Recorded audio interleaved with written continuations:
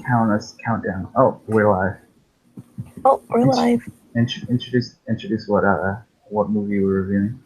Oh, we are reviewing the movie Split Uh, 2017. who's the director?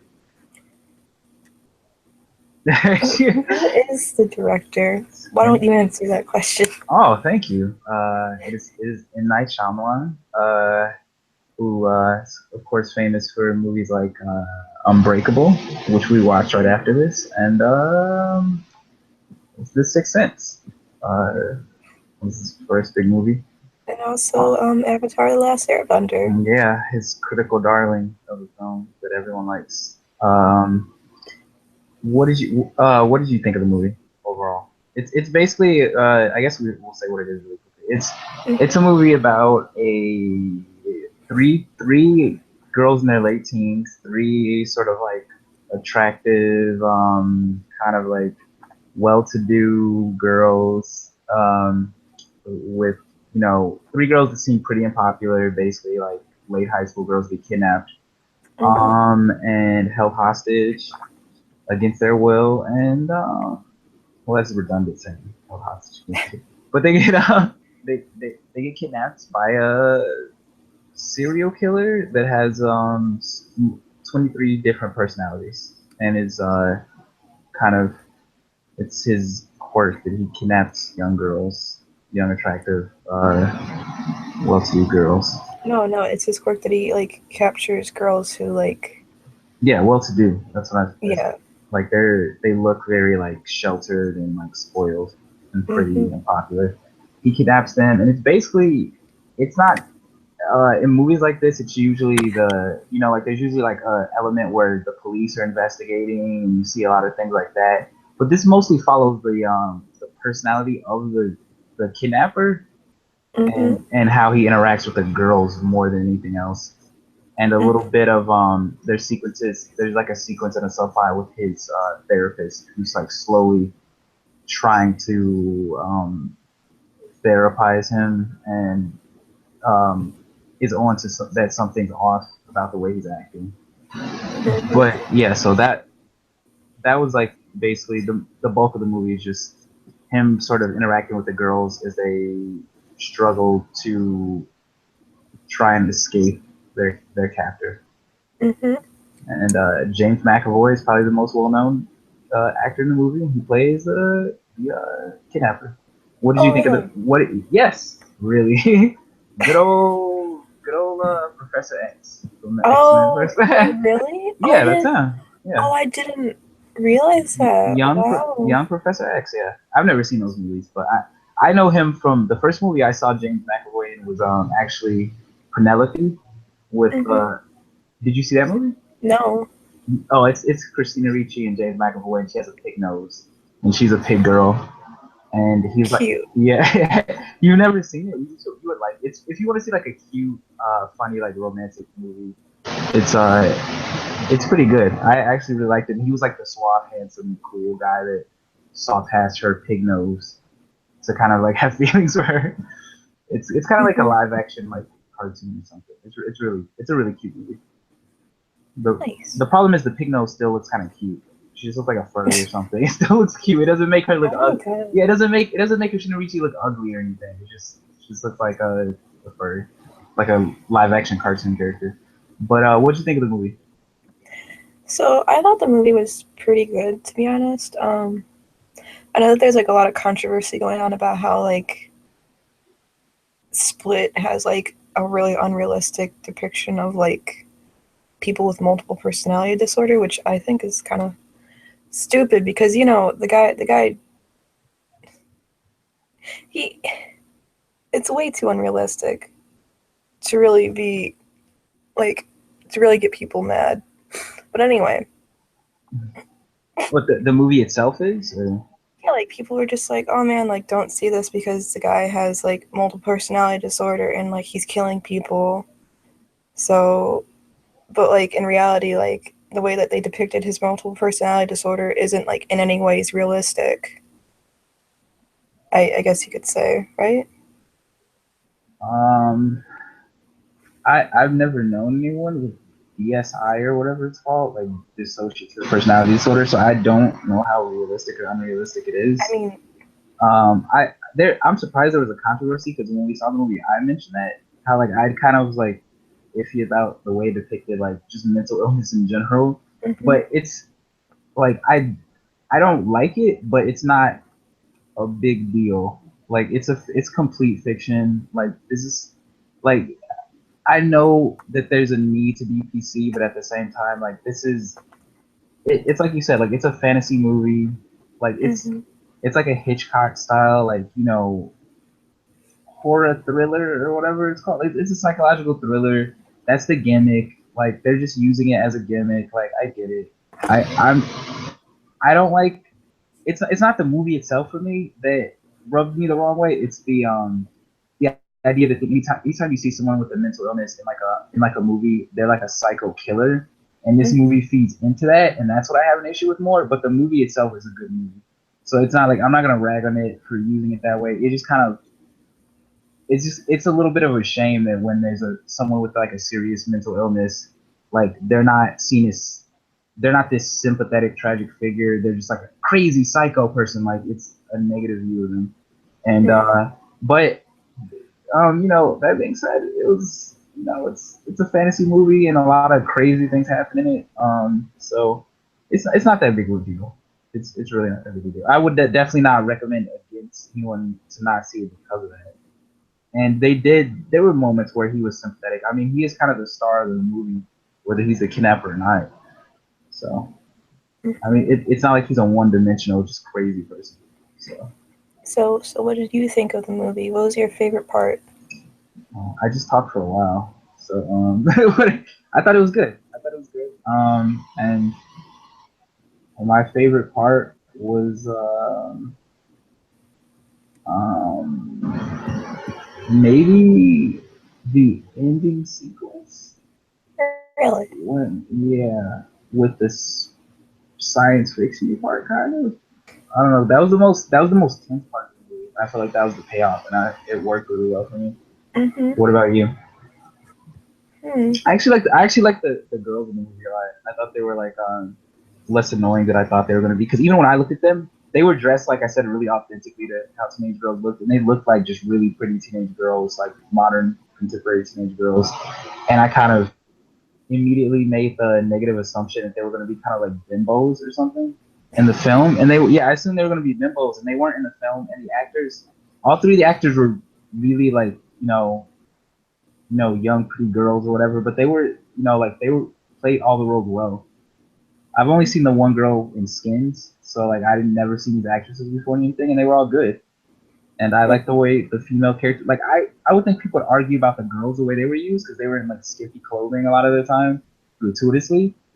Mm-hmm. And I felt it was used well, and this this really felt like a throwback to like older psychological thriller horror movies, like Mm-hmm.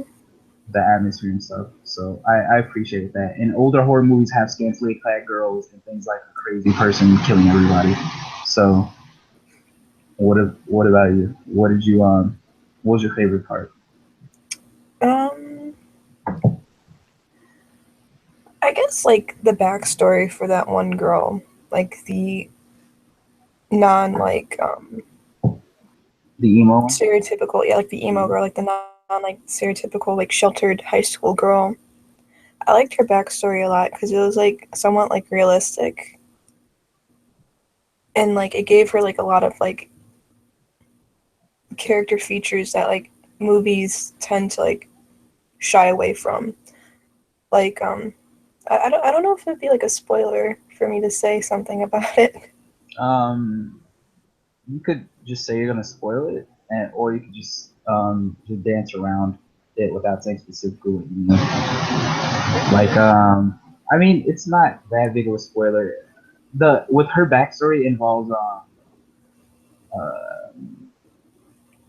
like Sexual abuse. yeah, sexual abuse, and which I was like I told you when we saw it, I was surprised that they included that because I'm just so used to the idea that movies, unless they're a documentary or unless they're approaching a delicate subject like that with like a woman or like little kids or something like that getting abused or in any way. Like I just nowadays I'm just used to movies only handling that when they're gonna be really, really like it's a delicate movie centered around that idea, like not it being part of a character. Mm-hmm. So I was surprised that this movie did that, and it didn't do it in a shallow, superfluous way. So you like the sexual abuse stuff on it. Do you No, feel did you I you felt like it wasn't offensive, right? Or- like it wasn't like offensive. It just kind of built on her character and kind of explained the ways that like the reasons why she knew certain things that these other girls didn't. Like in the beginning scene when like Oh yeah. When she yeah, where like said when they get kidnapped and she says to pee on yourself so he yeah, won't when hurt like that you. guy takes her into the other Yeah. room. Uh, So like that kind of explained like a lot of like why she knew what she knew.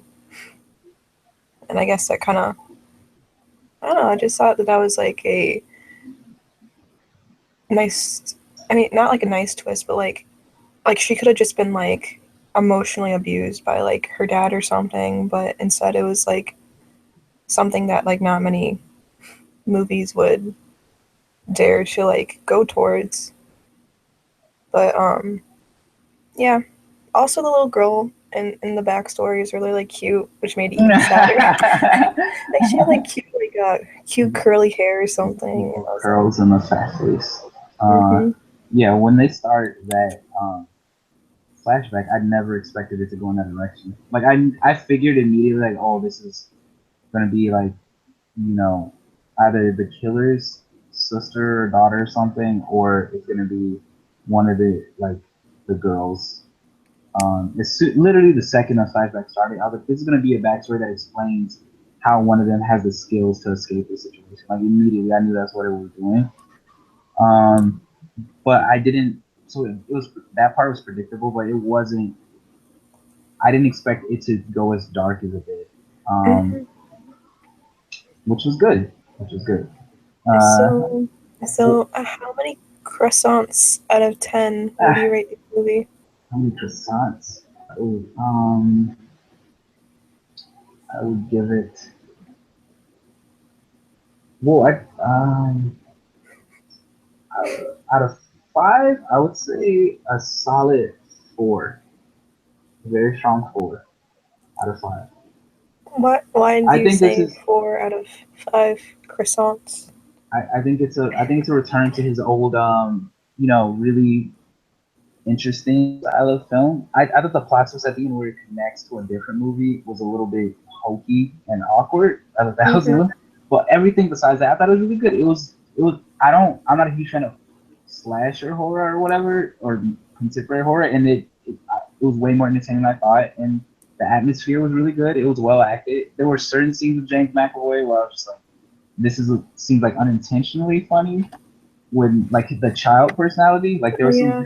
there were some moments with him that were goofy and meant to be funny, and there were some moments where it was a little bit over the top for me. But overall, he did a really good job. There was a lot of pressure on him to pull off that different personalities, and it worked out. All the girls were well. I thought it was well directed. Like if you like his other movies, you're definitely gonna like this. It's just like the same level as The Sixth Sense or Unbreakable, things like that. So good movie. Goes in an unexpected direction, and or it takes unexpected risks, is what I'll say.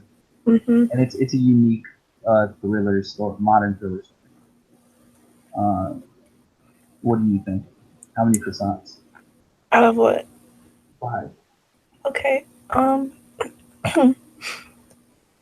would say like the same amount. Yeah, like 5 or 4 out of 5 croissants. Um, Mainly because the same reason that you stated.